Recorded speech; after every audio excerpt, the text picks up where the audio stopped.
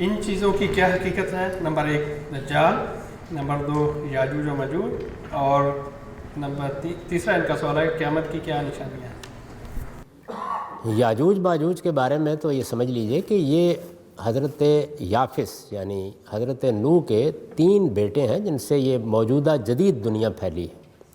یعنی ایک دنیا میں پہلی مائیگریشن ہوئی ہے جو حضرت آدم کے بعد ہوئی ہے، جس میں آپ کو ایبوریجنل ملتے ہیں، امریکہ میں بھی، آسٹریلیا میں بھی، دوسری جگہوں پر بھی۔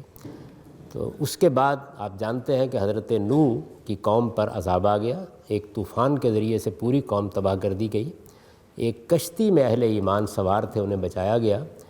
بعد میں جو زیادہ تر تعداد میں دنیا میں قومیں پھیلیں وہ ان کی اولاد ہیں۔ ان کے 3 بیٹے تھے، ایک حام، ایک سام اور ایک یافس۔ حام کی اولاد زیادہ تر افریقہ میں آباد ہوئی، چنانچہ دنیا میں پہلی تہذیبیں زیادہ تر افریقہ ہی میں نمودار ہوئی ہیں۔ سامی نسلیں یہ زیادہ تر مشرق وسطیٰ میں آباد ہوئیں، یہ سام کی اولاد ہیں ان کے دوسرے بیٹے کی۔ اور یافس کی اولاد یہ وسط ایشیا میں ماسکو، طبالسک، ان علاقوں میں آباد ہوئی۔ یافس جو تیسرے بیٹے ہیں اس کے پھر 10-11 بیٹے تھے، ان میں سے 2 کا نام گوگ اور میگوگ، یاجوج اور ماجوج تھا۔ تو یہ ساری اقوام جو وسط ایشیا میں ہیں یہ زیادہ تر گوگ میگوگ کی اولاد ہیں۔ یاجوج ماجوج کے ایک بھائی کا نام یابان تھا جس کے نام پہ جاپان ہے۔ تو یہ حضرت نوح کے پوتے ہیں، یوں کہہ سکتے ہیں آپ۔ اور یہی لوگ ہیں جو بعد میں ہجرت کر کے یورپ گئے، یہی لوگ ہیں جو یورپ سے پھر ہمارے سامنے تاریخ میں امریکہ گئے، اور یہی ہیں جو آسٹریلیا میں آ گئے، اور یہی ہیں جو ایک زمانے میں آریاؤں کی صورت میں ہندوستان میں گئے ہیں۔ تو یہ گوگ میگوگ ہیں۔ تو قرآن مجید یہ کہتا ہے کہ پہلے ہم نے ہر قوم کو موقع دیا ہے، تاریخ کی ابتدا ہوئی تو حامی نسلوں کو موقع دیا گیا، پھر اس کے بعد سامی نسلیں دنیا کے سٹیج پر آئیں اور اس کے بعد اپنا وقت گزار کے چلی گئیں۔ یہ اب یافس کی اولاد کا دور ہے، یا دوسرے لفظوں میں کہیے گوگ میگوگ کا دور ہے۔ تو ان کی اس وقت نسلیں ہی دنیا کے پھاٹکوں پر قبضہ کیے ہوئے ہیں، ان کا غلبہ ہے۔ قرآن یہ کہتا ہے کہ یہ دنیا پر پل پڑیں گے، ایک وقت ایسا آئے گا کہ پوری دنیا پر طاقت کرنے کے لیے نکل کھڑے ہوں گے۔ جیسے یہ نکلیں گے اسرافیل سور پھونک دے گا اور قیامت برپا ہو جائے گی۔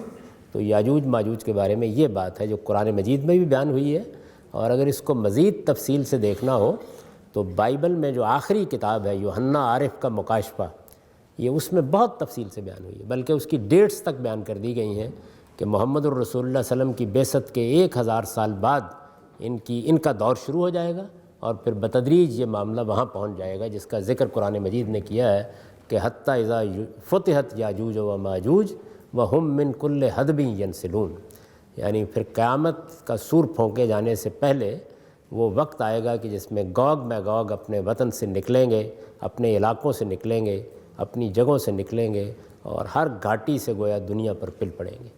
تو یہ فتنہ عظیم ہوگا جس کے اندر سے قیامت برپا ہو جائے گی۔ یہ یاجوج ماجوج کے بارے میں بات بیان کی گئی۔ دجال کے بارے میں حدیثوں میں بیان ہوا ہے، قرآن میں اس کا کوئی ذکر نہیں ہے۔